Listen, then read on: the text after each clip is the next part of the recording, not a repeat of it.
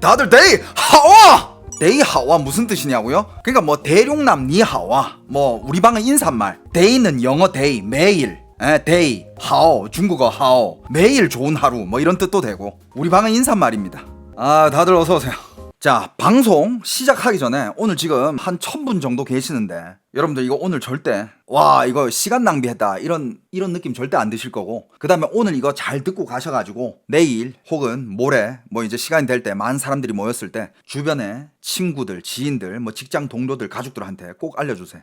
제가 요즘 컨텐츠를 만드는 몇 가지, 그러니까 컨텐츠를 만들려면 제가 질문을 던져야 되잖아요.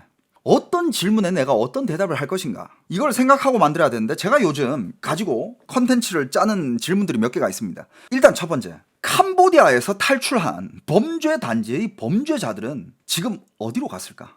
이 질문을 위주로 컨텐츠를 많이 보고 있고, 그 다음에 요거 한 개, 요것도 조만간에 다뤄드릴 건데, 간단하게 얘기하자면 그 범죄 단지의 타겟들이 다양하게 변하고 있어요. 다양하게 변하고 있는데 그 중에서 어디로까지 갔냐면 인플루언서, 연예인, 모델, 가수, 배우, 뭐 공연하는 사람들, 유명 인사들까지 한테도 이 사기가 가고 있습니다. 그런데 그 사람들은 너무 이게 당하기가 쉬운 게 어떤 식으로 당하냐면 그냥 말 그대로 섭외예요. 그냥 모델이면 모델 섭외, 배우면 배우 섭외, 작품 하자, 가수면 피처링, 뭐 와서 공연해달라, 이런 걸로 섭외를 해요. 근데 안 믿잖아, 입금을 해버려.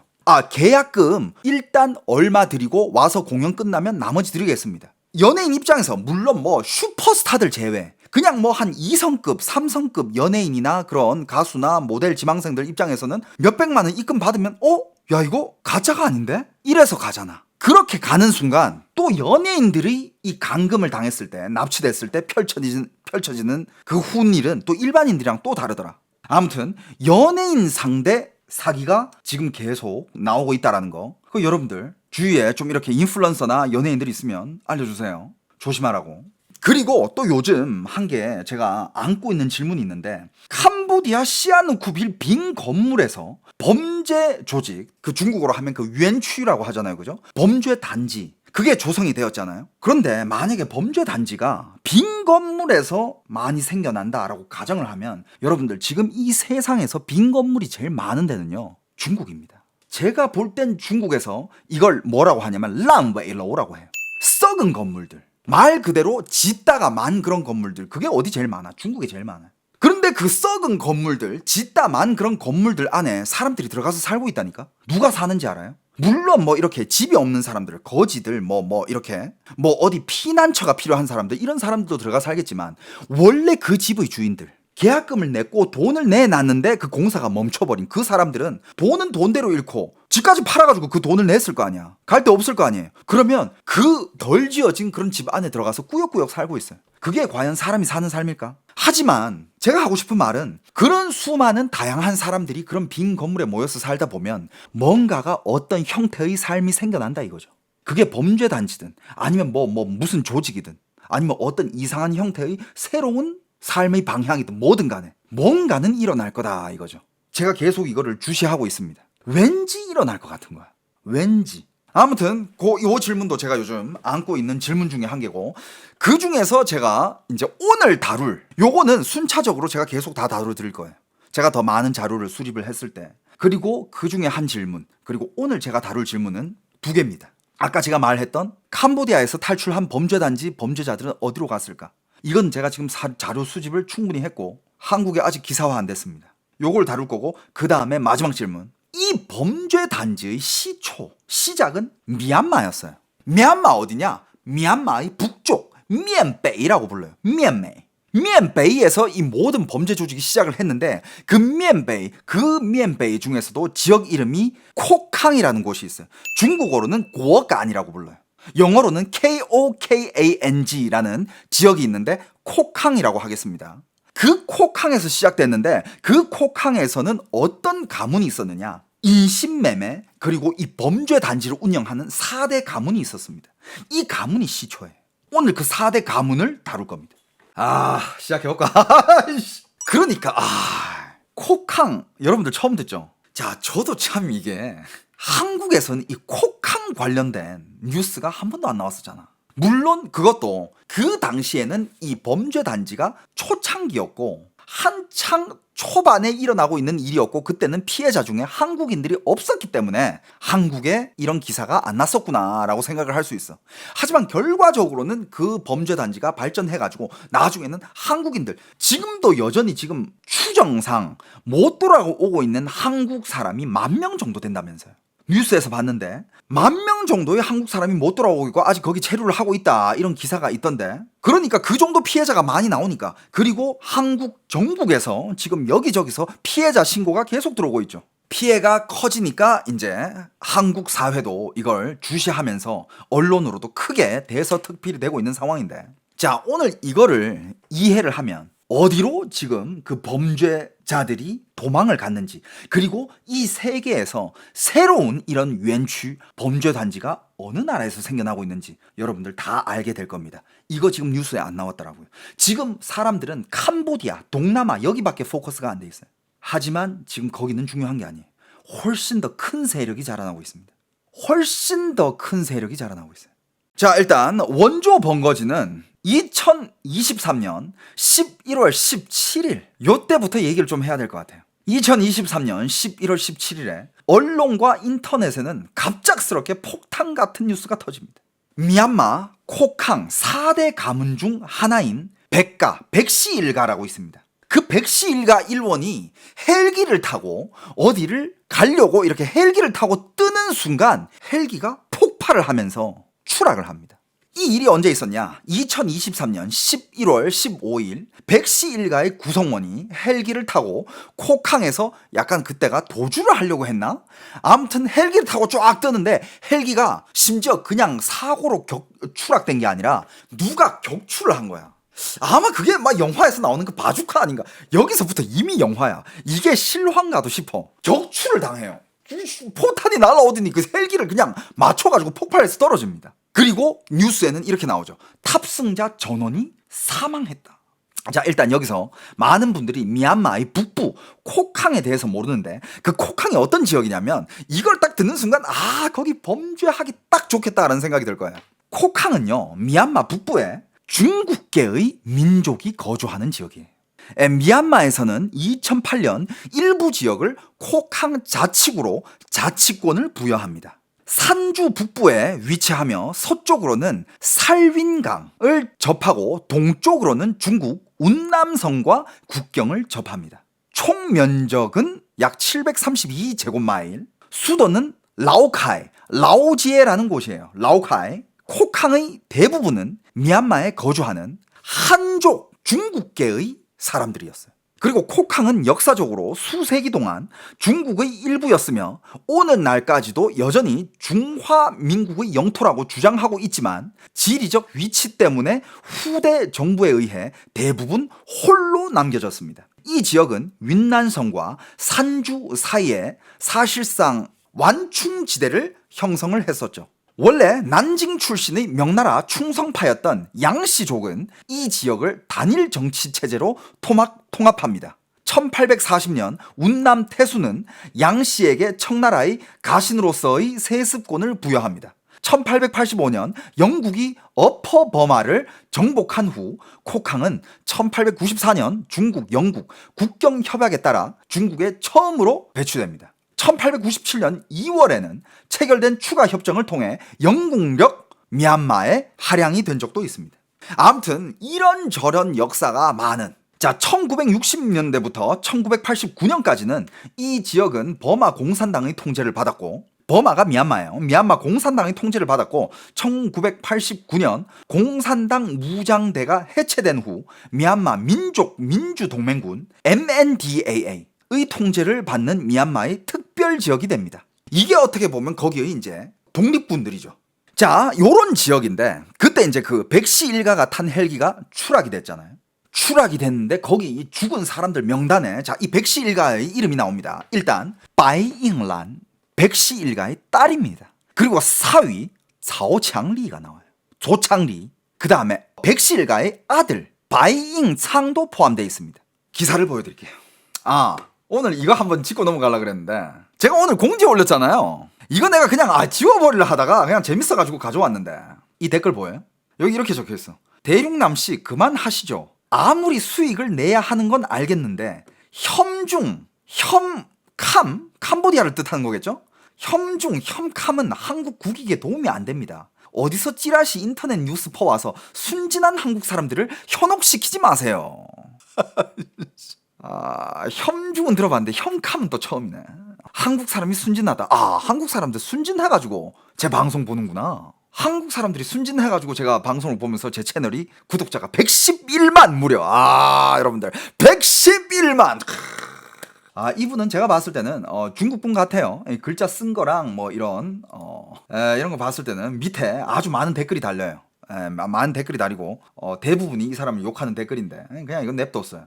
이 사람도 민심이 어떤지는 체크를 해봐야 되기 때문에. 아무튼 여러분들 제 방송 한 지가 이제 올해가 10주년입니다. 10주년이고 유튜브 한 게 거의 8년인가 됐을 거예요. 8년 동안 저는 꾸준히 성장해왔고 대표적으로는 코로나 때부터 떡상을 많이 했었고 그 전에 여행 방송부터 시작해가지고 그 중에서 제가 헛소문을 퍼뜨린 적이 있나요? 그리고 대한민국 국민들은 절대 순진하지 않습니다. 대한민국 국민들이 순진했으면 전 여기 없습니다.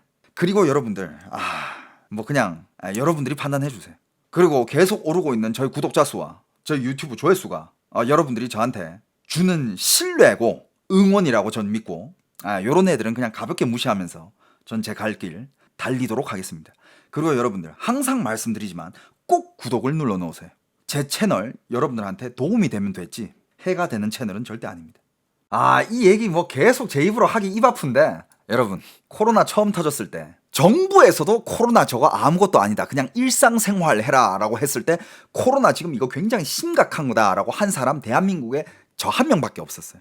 제가 제일 처음이었고 그리고 그 영상 하룻밤 만에 조회수가 300만 회가 넘어갑니다.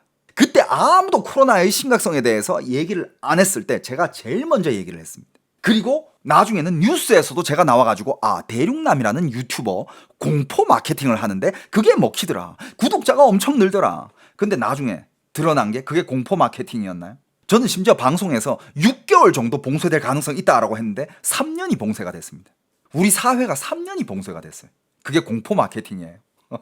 그리고 저희 채팅에서는 정치 얘기 하지 말아주세요. 저희 방은 좌파도 우파도 없습니다. 우리는 애국파밖에 없어요. 대한민국을 사랑한다. 그럼 제 방송 보셔도 됩니다. 근데 대한민국을 사랑하지 않는다. 꺼지세요. 우리 방은 애국파 방입니다. 대한민국을 사랑하지 않고 대한민국을 뭔가 다른 나라한테 외국 세력에게 갖다 바치고 싶다. 그런 새끼들은 꺼져주세요. 내 방에서. 제가 오늘 얘기하고 있는 이런 얘기들은 한국에서는 기사에 한 줄도 안 나왔었지만 중국이랑 그리고 국제사회에서는 굉장히 크게 기사가 나왔던 일입니다. 이미 다 보도된 거고 보도된 거를 전 여러분들한테 이거를 총집합해가지고 전달 드리는 거기 때문에 오늘은 무슨 소문 찌라시 말 같지도 않은 소리 하지마. 이미 뉴스에 다 나왔고 이게 이제 그 4대 가문인데 4대 가문 얘기 중에 지금 백씨 가족 얘기를 하고 있습니다. 백씨 가족 중에서 그때 당시 이렇게 여기 보시면 이게 뉴스에 나왔던 사진입니다. 그때 헬기가 추락하면서 여기 이렇게 사망자가 이렇게 딱 있고 여기 지금 이 여성분 맨 끝에 있는 저 여자가 백씨 가문의 딸이다 라고 대서특필이 됐었어요. 기사가 됐었습니다. 백가의 3명 폭발해서 죽었다 이런 식으로 기사가 났었어요. 이게 딸이고 이게 사위, 이게 그 집 아들, 이 딸 얼굴을 다시 한번 봅시다. 그 딸은 이렇게 생겼습니다. 굉장히 유명한 인사예요. 이따가 이 딸에 대해서도 이야기를 많이 할 건데 아무튼 이따가 이 사진을 또 보여드릴 겁니다. 이 기사가 뜨고 나서 소식을 본 사람들은 반응이 어땠을까? 어떡해, 안쓰러워라, 헬기가 추락했대 이랬을까요? 천만에. 일제히 다 같이 환호를 합니다. 와, 마침내 악마가 업보를 받았다. 사람들은 환호했지만 하지만 거기서 약 한 달 정도가 지납니다. 한 달 정도가 지났는데 그때 또 다른 뉴스가 중국 전역 인터넷을 뒤흔듭니다. 그게 무슨 뉴스냐? 중국의 공안부에서 발표를 합니다. 미얀마 코캉 전자사기 조직 10대 수배자 명단이 나옵니다. 그때가 어떤 시기였냐면 중국이 참다가 칼을 뽑아든 그 시기였어요. 지금은 한국에 한국 피해자들이 많으니까 한국 정부도 칼을 뽑았나? 좀 뽑았으면 좋겠는데 아무튼 그때 당시 중국의 피해자들이 그렇게 많이 나왔을 때 중국에 그 당시 미얀마에만 잡혀간 중국 사람이 20만 명이었어요. 한국은 지금 뭐 추정치가 무슨 뭐 몇천 명 사람도 있고 만 명이 된다라는 한 사람도 있고 한데, 그때는 중국이 낸 통계가 잡혀간 사람이 20만 명. 하지만 나중에 이제 중국이 거기를 미얀마 정부랑 같이 협동을 하면서 거기를 털어가지고 데려온 사람이 5만 7천 명. 그런 일이 있었죠. 그때 중국 정부가 이제 공안부에서 칼을 뽑으면서 코캉 전자사기 조직 10대 수배자 명단을 내놓습니다. 근데 그 명단에 누가 있느냐? 아까 그 죽었다는 그 백씨 가문의 그 딸내미 백응란의 이름이 등장한 거예요. 대형! 그때 당시 중국 전역에도 이렇게 뉴스가 났었습니다. 미얀마 백가의 이 딸내미 수배한다. 이름이 바이잉란, 백응란인데 중국에서는 중국 이름 리멍나라는 이름도 썼다. 아예 그냥 수배를 때려버립니다. 상금은 2천만 원에서 1억까지. 이 기사를 보고서야 그때 사람들이 깨닫습니다. 야, 걔네 백씨 가문 안 죽었구나. 그리고 나중에 알게 되는 건 뭡니까? 안 죽었으면 그건 뭐야? 그거는 그 백씨 가문이 중국 공산당의 눈에서 빠져나가게끔, 그러니까 위장 사망이었던 거예요. 위장 사고. 그러니까 죽었으면 이 사람들 더 이상 안 찾을 거 아니야. 그러니까 위장으로 꾸며진 죽음이었지 실제로 걔네들은 죽지 않았고, 그건 그냥 위장극이었어요. 이 백응란은 원래 별명이 뭐였느냐? 자선 여신이었어요.慈善女神. 그냥 살아있는 보살, 그런 이미지였어. 6개월까지만 해도 콱캉의 사랑의 여신, 미얀마 북부의 4대 유명인사, 4대 여신, 이렇게 불렀습니다. 일단 청순한 외모, 청순한가? 뭐 이렇게 화장시켜놓고 뭐 이렇게 SNS에 올라온 이런 사진들 보니까 청순해 보이기는 한가? 모르겠네. 아무튼 여기 밑에 본인 사진 이렇게 떠있고, 자선가였어요. 자선 활동하고 공익 행사 다니고, 모든 그런 자선 활동, 그다음에 공익 행사 이런데 이 백응란은 빠진 데가 없었어요. 심지어 반사기 캠페인의 홍보대사였습니다. 그런데 나중에 알고 보니까 이 백응란은 누구 딸이었다? 사기를 일삼던 4대 가문의 백씨 가문의 딸이었던 거예요. 근데 그 집 딸이 반사기 홍보대사라는 건 말이 안 되잖아요. 그러면서 나중에 이걸 알고 나서 이 여자가 그동안 해왔던 여러 가지 일들이 밝혀지면서 천사, 자선의 여신 아니지. 나중에는 이제 마녀, 사탕 같은 미녀, 이렇게 불려졌습니다. 뱀 같은 여인으로 지금도 불려지고 있어요. 이 백응란의 아버지, 그러니까 이 백씨 가문의 대빵이죠, 그죠? 백응란의 아버지 이름이 백소성이에요. 바이소청. 이 백소성은 한때 코캉의 왕이라고 불리던 펑자성이라고 있습니다. 펑자성의 부하였어요. 펑자성은 옛날에 미얀마 공산당 출신으로 중국에서까지 군사훈련을 받았던 경력도 있습니다. 이후 마약으로 거대한 부를 쌓아 올렸고 자신의 무장 세력까지 조직하여 미얀마 북부 코캉 지역을 완전히 장악해버립니다. 그런 인물이에요. 코캉은 중국 윈난성과 맞닿은 자치구로서 미얀마 속의 작은 나라라고 불렸습니다. 위치는 그 지형이 산이 많고 숲이 깊으며 수십 개의 소수민족이 섞여 사는 그런 혼란스러운 지역이었죠. 군 정부는 내부 혼란으로 이 지역을 제대로 통제를 하지 못하고 있었습니다. 결국 이 미얀마 정부는 펑자성에게, 그래, 너 거기서 군벌 왕 노릇해라. 니한테 그 관리권을 맡길게. 왜냐하면 얘가 거기서 이제 군벌로 세력이 제일 크니까 펑자성한테 그 지역을 맡겨버려요. 그러면서 정부가 내건 조건은 딱 한 개가 있습니다. 그 조건이 뭐냐? 네가 여기서 왕노릇 하는 거는 우리가 묵인해주겠다. 네가 여기를 관리만 잘 한다면. 하지만 절대 마약 사업은 안 된다. 딱 조건이 이거 한 개였어요. 이유는 간단했습니다. 미얀마가 주변국, 특히 중국의 압력을 피하기 위해서 마약은 안 된다. 중국이 또 마약을 또 엄하게 다루고 거기서 마약을 하는 순간 중국 운남성이랑 또 붙어있는 국경이고 하니까 마약은 안 된다. 근데 펑자성이 이 마약으로 돈을 억수로 벌어들인 이 펑자성이 거기에 오케이를 합니다. 그러면서 알았다. 그럼 내가 거기서 왕노릇 하는 거 니들이 터치하지 마라. 그럼 나도 마약에는 손 떼겠다. 마약 사업 안 하겠다. 그러면서 이 펑자성이 이 마약 사업원이 없어졌으니까 다른 사업을 해야 될 거 아니야. 돈을 벌어야 될 거 아니에요. 그때 새로 찾은 사업이 바로 카지노 산업입니다. 카지노 산업을 시작을 하게 되고 그때의 그 곽캉의 수도인 라오카이라고 그랬죠 아까? 라오지에라고 그럽니다. 중국말로는 라오지에, 라오카이라는 그 곳을 순식간에 동남아의 작은 라스베가스로 바꿔버립니다. 그게 펑자성의 업적이에요.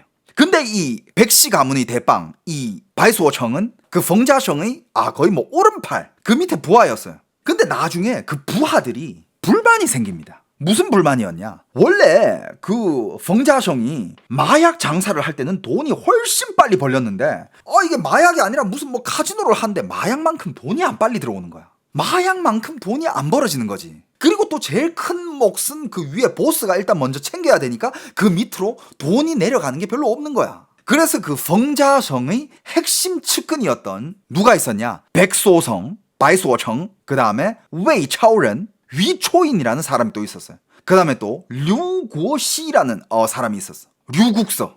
이 세 사람이 있었는데 이 세 사람이 뭘 하느냐? 반란을 일으켜버립니다. 그게 2009년 8월 7일이에요. 반란을 일으키고 무장한 미얀마의 정부군이 콱항을 전격 침공을 합니다. 근데 그게 침공이라 할 수 없죠. 왜냐하면 치고 들어오는 사람들은 정부군이야. 미얀마의 정부가 군부대를 가지고 이제 치고 들어온 거야. 콱항 지역으로. 그러니까 펑자성이 뭐야? 왜 치고 들어왔어? 야 반격해 하고 딱 일어났는데 그 밑에 3대 측근이 백소성, 위초인, 류국서 얘네들이 그쪽 정부랑 이미 다 짰어. 우리는 눈 감고 있을 테니까 정부가 와서 저 펑자성만 쳐줘라. 이렇게 된 거예요. 통수를 친 거죠. 그러니까 이미 부하들은 정부군과 내통이 돼 있는 상황이고 펑자성은 어떻게 됐을까? 펑자성은 그때 깨닫죠. 야 이거 내가 부하들한테 팔렸구나. 배신당했구나. 뒤통수 제대로 맞았구나. 이 사건이 그 미얀마 북부에서 굉장히 유명한 미얀마 북부의 88 사건이라고 불립니다. 이거는 근대사의 한 페이지예요. 이걸 88 사건이라 부르거든. 근데 결과적으로 콕항은 독립국이라는 그런 상황에서 미얀마의 자치구로 격하가 되죠. 그리고 왕노릇을 하던 이 펑자성은 어떻게 됐을까? 왕노릇 하다가 하루 사이에 그 위치를 뺏기고 쫓겨났어. 그러니까 후퇴를 해가지고 어디로 갔느냐? 저 더 깊은 숲속으로 숨어 들어갔지.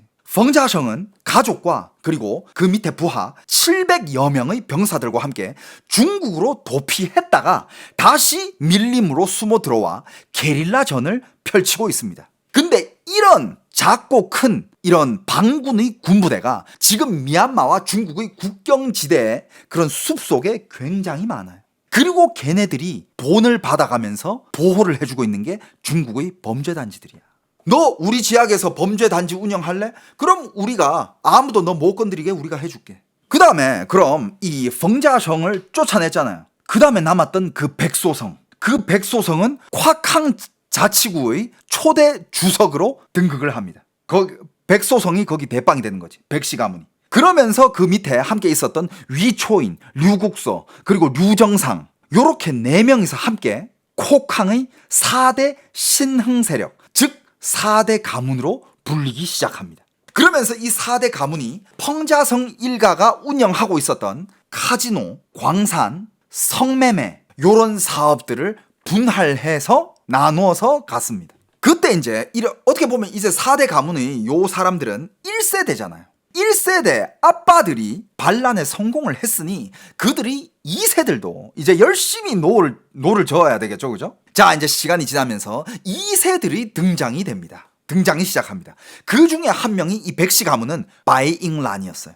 이 4대 가문이 쭉 해먹다가 일단 백소성은 아들 2에 딸 4이 있었습니다. 그 중에 둘째 딸인 백응란이 가장 주목을 받았어요. 단아한 외모와 적극적인 사회 활동으로 콕항의 거의 퍼스트 레이디 같은 그런 이미지를 구축해 나갔어요.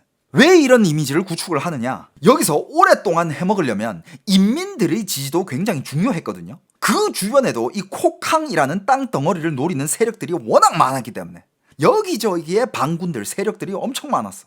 그렇다면 이 백씨 가문은 책임지는 지방정부의 이미지가 필요했던 거예요. 그래서 백응란을 리더의 딸 컨셉으로 퍼스트 레이디 이런 느낌으로 자선 활동부터 시작해가지고 공익 캠페인 등 여기에 적극적으로 참여했습니다. 유명한 일화 중에 한 개가 생일 파티 때 생일 파티 때 중국은 이 홍바오를 받잖아요. 아, 그리고 여러분들 참고로 미얀마의 코캉이라는 지역은 거기는 중국인들이 살고 있는 지역이라 그랬잖아. 중국의 소수민족들, 중국의 한족들도 거기 살고 있었고, 거기서는 인민폐를 씁니다. 미얀마인데도 불구하고 중국 돈을 써요, 거기서. 신기하죠. 그래서 생일 파티에서 이 백억란이 축의금을 받습니다. 축하금, 생일 축하금, 홍바오죠. 빨간 봉투. 홍바오를 받는데 액수가 무려 한국 돈으로 7천만 원이 됩니다. 여기저기서 뭐 이렇게 돈을 받았는데 그 총 액수가 7천만 원이었던 거야. 그런데 그 7천만 원을 받자마자 그날 바로 백억란은 이 돈은 여기에 있는 고아원에다가 기부를 하겠다 해가지고 바로 그 돈을 기부를 해버립니다. 그러면서 공익의 여신, 기부의 여신, 자선의 여신 이런 이미지가 생겼고, 하지만 이제는 알게 된 게 그건 다 위장쇼였죠. 다 위장쇼였던 거예요. 이 백씨 가문이 운영하는 MKK TV라는 방송국이 있습니다. 얘네들 방송국도 운영했어. 그 채널의 어떻게 보면 그 채널은 이 백씨 가문의 홍보 채널이었고, 이 백씨 가문이 운영하는 사업을 주로 방송하는 그런 채널이었고, 그 다음에 자선 여신이라는 이런 이미지를 포장해준 그런 방송국이기도 하죠. 그리고 백씨 가문에서 세운 그룹 이름이 백승그룹이에요. 겉으로는 건설, IT, 무역 회사처럼 포장해놨지만 실제로는 카지노, 매춘, 사기, 장기 밀매 이런 사업들을 운영을 했어요. 그리고 이 백억란 본인도 또 다른 회사를 차립니다. 이름이 신바이리예요. 신백리라는 회사를 딱 차려요. 거기서 회장직을 맡습니다. 역시 이곳은 인신매매와 전자사기 조직의 일부였던 거죠. 겉으로는 또 중국 정부와도 아주 잘 지내는 척, 말 잘 듣는 척, 협조하는 척, 그때 한창 또 1대1로 사업할 때잖아. 1대1로 사업도 서포트하는 척 하면서 관계는 잘 유지하면서 다양한 양지의 사업들도 했으나, 예를 들면 뭐 레스토랑, 호텔 이런 양지 사업들도 했으나 주로 수입이 돈이 되는 곳은 도박, 매춘, 인신매매 등 이런 흑색 산업이었어요. 이렇게 이런 사업단지, 도박단지 뭐 이런 거를 이제 운영을 하다가 2019년 이후로 미얀마 정부가 외국인들에게 도박 산업을 오픈을 합니다. 즉 외국인들이 미얀마에 들어가서 카지노 사업을 할 수 있게 된 거야. 그러자 동남아의 여기저기 온라인 도박장, 보이스피싱, 로맨스 스캠, 그리고 여러분들 이거 들어봤죠? 샤주판이라고. 돼지 도살판, 돼지판이라고 들어봤어? 샤주판. 이런 기업들이 이제 전체적으로 미얀마로 눈을 돌리기 시작합니다. 처음 들어봐요? 이 사기 범죄 중에 샤주반이라고 있어요. 그러니까 한국식으로 얘기하자면 그게 로맨스 스캠이야.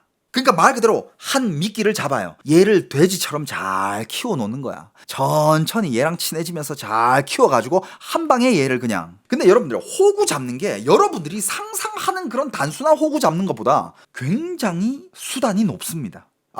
나는 저기 안 걸리겠지. 저거 왜 사기당하지? 저기 왜 넘어가는 걸까? 그만큼 여러분들 진짜 이 사기꾼들이, 예를 들어서 여러분들 주위에 어떤 사기꾼이 야 우리 작전하고 제 사기치자 하면 여러분들 못 피하는 거 알아? 진짜 그냥 여러분들 주위에 갑자기 어떤 사기꾼 무리가 있어. 이 사기꾼 무리가 야 쟤를 우리가 뭐 기간을 정해놓고 1년이면 1년, 2년이면 2년 동안 쟤를 사기를 쳐서 쟤 작업해가지고 쟤를 다 털어내자. 여러분들 그건 못 피해. 그래서 그 판을 돼지 도살판이라고 불렀어요. 샤주판입니다. 근데 여러분들 지금도 있어요.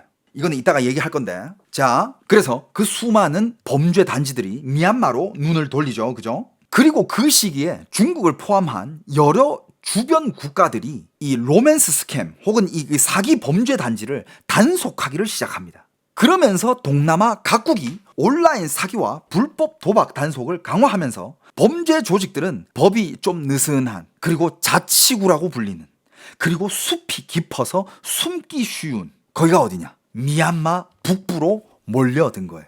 거기가 이제 코캉이라는 지역이고, 흔히 뉴스나 이런 데서는 거기를 미엠베이라고 불러요. 미얀마 북부. 그러면서 거기를 이제 뿌리를 내리게 됩니다. 거기가 아마 전성기 때는 이거 범죄 조직을 전성기라고 얘기하기도 좀 그런데, 전성 시절에는 거기 그런 스캠 단지만 거의 뭐 수십 개가 뭐야 100 단위로 많았을 거예요 아마. 지금도 대부분이 미얀마로 숨어 들어갔을 가능성이 큽니다. 왜? 그쪽 지역은 잘 못 건드려요. 워낙 많은 반군들과 독립군들이 거기서 자리를 잡고 있기 때문에. 그리고 산세가 너무 깊어가지고 거기를 치든가 거기서 어떻게 하기가 쉽지가 않아.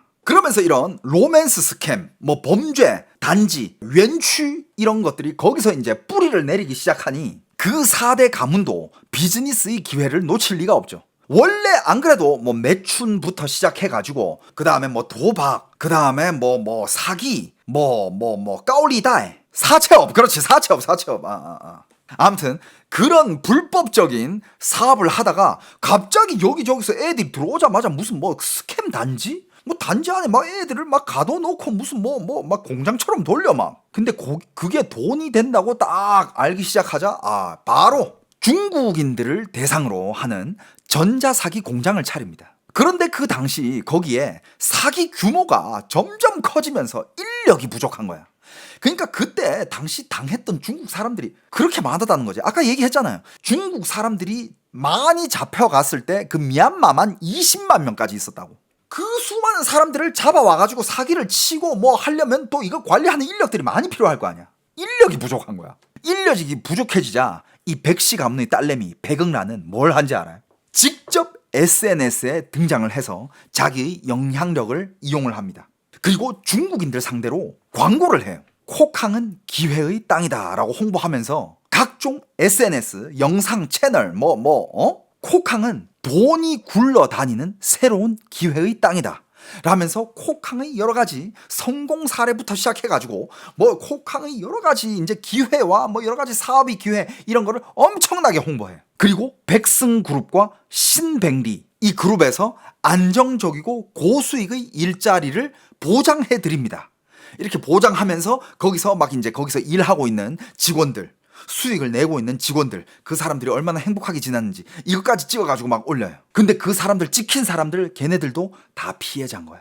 카메라 앞에서 잘 지내는 척해라, 행복한 척해라, 돈 많이 벌고 있다고 말해라. 자, 어떤 사람이 이 광고를 자기의 지인인 여기서는 대홍이라고 할게요. 따홍이라는 사람한테 전달을 해줍니다. 이 사람은 중국의 그러니까 이런 사례가 너무 많아. 이런 사례가 너무 많아가지고 대표적인 사례가 이런 거예요. 이 따홍이라는 청년은 중국의 동관의 공장 노동자였어요.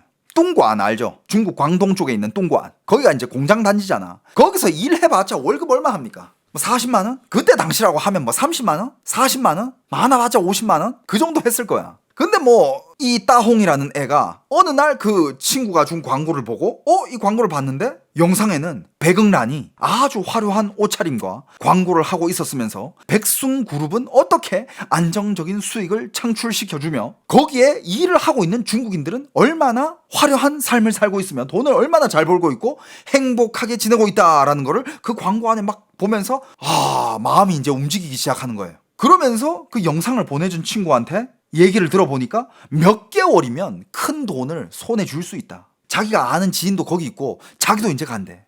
자기도 간대. 그 영상을 보내준 친구까지. 그래서 이 따홍이라는 친구는 그 친구를 따라가지고 같이 그래 그럼 나도 가겠다. 같이 딱 모여가지고 이제 미얀마로 넘어가기로 합니다. 딱 모이니까 한 10명 정도 같이 가기로 돼 있었던 거야. 그 10명이 딱 가자마자 그 친구가 그 광고 영상을 보내준 그 친구가 거기 총책이었던 거야. 딱 그 10명 정도 되는 인원을 미얀마로 넘어가자마자 바로 이제 넘기니 어떻게 됐을까요? 총으로 무장한 군인들이 바로 나타나가지고 이 10명을 딱 잡더니 일단 여권 핸드폰부터 빼서 반항을 한다. 바로 폭행. 그러면서 이제 폭행을 하고 묶어가지고 머리를 다 가둡니다. 머리에 이제 그 천을 다 씌워가지고 이제 차에 태워가지고 이제 들어갑니다. 왜냐? 얘네들이 도망갔을 때 어디로 갈 줄 몰라야 되거든. 그리고 자기들이 운영하고 있는 웬추가 어디 있는지도 노출이 되면 안 돼. 다들 검은 천을 씌워가지고 끌고 갑니다. 끌고 간 곳이 어디냐? 바로 그 백씨 가문이 운영하는 창승 과학기술단지로 끌려갑니다. 말이 과학기술단지지 여기는 뭐다? 사기를 전문적으로 치고 있었던 범죄단지, 즉 여러분들이 알고 있는 그 유엔취라는 곳이었어요. 이게 다 실화입니다, 여러분. 거기로 끌려간 그 따홍이는 뭘 보게 됩니까? 인간 지옥을 보게 되죠. 진짜 딱 그때 잡혀 있었던 수많은 인질들이 이제 나중에 다 구해져 왔잖아요. 5만 7천 명을 중국 정부에서 인도해 왔다 그랬잖아. 그 사람들 인터뷰를 들어보면 진짜 대부분 일단 관리자들이 무표정으로 오더니 대본을 던져준다고 합니다. 대본을 딱 던져주면서 야 전화해가지고 돈 사기 쳐와라 일해라. 그리고 초반에는 하루에 한국 돈 10,000원씩 줬대. 하루에 한국 돈 10,000원씩 주면서 야 이거 대본을 이거 다 했으니까 이 대본대로 사기를 쳐라. 일하기 싫어? 그러면 또 다른 방법이 있지. 가족한테 연락을 해라. 가족한테 연락을 해가지고 한국 돈으로 약 4천만 원 내지 5천만 원을 요구를 합니다. 4천만 원에서 5천만 원 정도 보내면 그때 너 집에 보내줄게. 왜 이것도 하기 싫어? 그러면 하고 싶어질 때까지 패야지. 그러면서 그때 말을 안 듣는다. 전화도 안 하고 사기도 안 치고 집에 연락도 안 한다. 그러면 그때부터 이제 폭행과 고문이 시작됩니다. 고문장은 따로 있습니다. 그때 피해자들이 진술에 의하면 그 고문장은 딱 가보면 각종 사람을 고문하는 다양한 기구들이 있었대요. 그 허름한 공장 안에 다양한 기구들이 있었는데 거기서 뭐가 진동했느냐? 피비린내가 진동을 했다고 합니다. 심지어 땅에는 핏자국이 있었고 마치 조금 전에 누군가가 여기서 고문을 당했을 것 같은 그런 자국, 흔적들이 남아있었다고 해요. 그러니까 일반인이라면 이런 광경을 딱 보고 시키는 걸 할 수밖에 없죠. 이걸 어떻게 더 반항을 해요? 살고 봐야지 일단. 그래서 이 따홍이는 여기서 말을 들으면서 이제 일을 하기 시작했죠. 근데 일을 하면서 알게 된 거는, 더 충격적인 거는 그 큰 단지 안에 그 시기는 중국인이 중국인들을 상대로 중국인을 잡아먹던 시절이에요. 중국인이 중국인을 먹던 시절이야. 그때 아직 한국까지 안 넘어왔어. 중국인이 중국인을 잡아먹는데 더 충격적인 거는 그 단지 안에 대부분의 중국인들은 자원으로 왔다는 거야. 자원해서 왔다는 거야. 잡혀온 게 아니라 그냥 처음부터 좋습니다. 제가 사기를 쳐가지고 중국인들 다 여기 잡아 쳐넣어가지고 제가 큰 돈을 한번 벌어보겠습니다. 자원으로 온 중국 사람들이 대부분이었던 거예요. 그들이 초창기의 그 범죄 단지의 관리직이 된 거고 그 밑에 대부분 억지로 일을 하고 있는 혹은 세뇌를 당한 지인들에게 속아서 단지로 끌려오게 된 그런 애들이 일을 하고 있었던 거죠. 그리고 자원으로 온 애들이 관리직을 맡으면서 돈 맛을 보니까 돈 버네. 야 여기서 몇 년만 더 박시게 하자. 이러면서 그 밑에 새로 들어온 애들을 구타를 하고 사람 취급 안 하고 세뇌를 시키고 일을 잘할 때까지 채찍과 당근을 적절히 이용해서. 그런데 만약에 시킨 대로 해. 시킨 대로 하지만 이게 사람이라는 게 다들 각자 가지고 있는 능력이라는 게 있잖아요. 어떤 사람은 딱 했는데 일을 잘하는 애들이 있는 반면에 어떤 사람은 일을 시켰는데 애가 전화도 못 돌리고 말도 잘 못하고 일을 못하는 거야. 매출이 안 나와. 그렇다면 말 그대로 문제가 있는 노예가 되거나 쓸모가 없는 노예가 되는 거잖아요. 이 상황에는 어떻게 되느냐? 바로 다른 범죄 단지로 팔려갑니다. 그런데 안 팔려. 문제가 너무 심해. 그럼 그때는 어떻게 되느냐? 그때는 어떤 곳으로 팔려가냐? 그 이름이 그때 당시 중국말로는 가유엔이라 그래요. 가유엔이라는 곳으로 팔려가요. 그 가유엔이라는 곳은 어떤 곳이냐면 거기가 이제 완전 그냥 거기는 이제 사기 이런 거 안 쳐. 거기가 이제 그 단지의 제일 밑바닥인 거예요. 감옥이 아니야. 거기는 뭘 전문으로 하느냐? 자, 일단 네가 가유엔에 딱 왔잖아. 그러면 이제 거기 사람들은 다 알아. 얘 이제 아무 가치도 창출 못한 애구나. 그럼 얘는 그러니까 얘가 여기 마지막 여기 제일 밑바닥까지 왔을 거 아니야. 거기가 뭘 하느냐? 고문을 합니다. 너를 진짜 최대한 고통스럽게 만들어요. 그리고 그 고통스러워하는 영상을 다 찍어냅니다. 영상으로 다 남겨요. 그리고 그 고통스러워하는 각종 영상들을 한 개 한 개씩 당신의 지인과 가까운 가족과 직계 가족에게 그 영상들을 다 보내. 그렇게 보내면서 오늘 지금 예를 들어서 와이프한테 보낸다. 네 남편이 지금 이렇게 고문을 당하고 있다. 돈 빨리 구해라. 가족들이 그걸 보면 어떻겠습니까? 여러분들, 당신의 아들, 당신의 어머니 혹은 당신의 반려자, 남편, 와이프가 어느 날 여행 갔는데 갑자기 영상이 왔는데 영상 안엔 당신의 가족이 피 흘리면서 막 미친 듯이 쳐맞고 있어. 사람 모습이 아니야. 막 벌벌 떨면서 기어다니면서 때리지 말아주세요 막 이러면서 빌고 있어. 여러분들 어떡할 것 같아? 그 가족들에게 영상을 받는 순간 대부분은 돈을 보내게 돼요. 이건 뭐 경찰이고 나발이고 그렇게 뭐 경찰한테 신고하고 뭐 했다가 시간만 흐르면 내 가족이 죽을 텐데 어떻게 해서는 돈을 만들어서 보낸다 이거야. 거기가 제일 잔인한 곳이에요. 니들이 돈을 보내지 않으면 얘는 계속 이렇게 고문을 당할 거고 곧 죽을 수도 있다. 어떡할 거냐. 그리고 이 원하는 돈이 무슨 몇억 보내라, 몇십억 보내라, 몇백억 보내라 이런 중국 사람들이 가지고 내놓을 수 없는 돈이 아니야. 딱 그냥 20원, 30원 요렇게만 받아.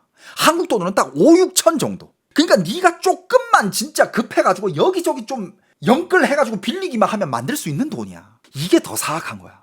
아예 그냥 몇억 확 질러버리면 중국 사람들이 그 어떻게 만들어?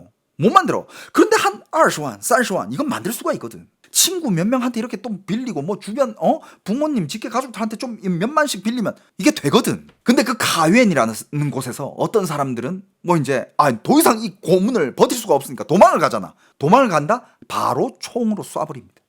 이런 상황에서 그래도 가족도 없고 가족이 연락이 안 되거나 가족이 연락이 됐는데도 돈을 안 보내고 이런 가족이 못 보내는 가족들도 분명히 있을 거란 말이야. 그때는 어떻게 되느냐? 그 사람은 중국말로 하면 른쾅이 됩니다. 른쾅. 인간 광산이 되는 거예요. 그 인간은 그 순간 광산이 되는 거야. 광산이 뭐예요? 안에 있는 광을 캐내야 될 거 아니야. 인간 광산 뭡니까? 돈 되는 거 다 캐내는 거야. 이 따홍이라는 친구는 그 무리에서 운 좋게 어떻게 살아남아 다시 중국으로 돌아간 한 중국의 청년이에요. 이 사람은 실제로 익명으로 인터뷰를 했습니다. 인터뷰를 했으니까 이런 내용들이 나왔겠죠. 인터뷰를 했지만 자기가 어떻게 탈출하게 되었는지는 거기에 대해서는 말을 못하겠다고 했다고 합니다. 어떻게 탈출했을까? 제가 봤을 때는 돈을 어떻게든 보냈겠지? 실제로 돈을 보내주면 풀려나는 사람들은 있어요. 이게 백씨 가문의 이야기고 그 다음 가문이 또 한 게 있습니다. 백응란이랑 절친이야. 이거는 어디 가문이냐? 위씨 가문의 딸내미 위용입니다. 말 그대로 그녀의 아버지는 웨이 차오런, 웨이 차오런의 딸내미예요.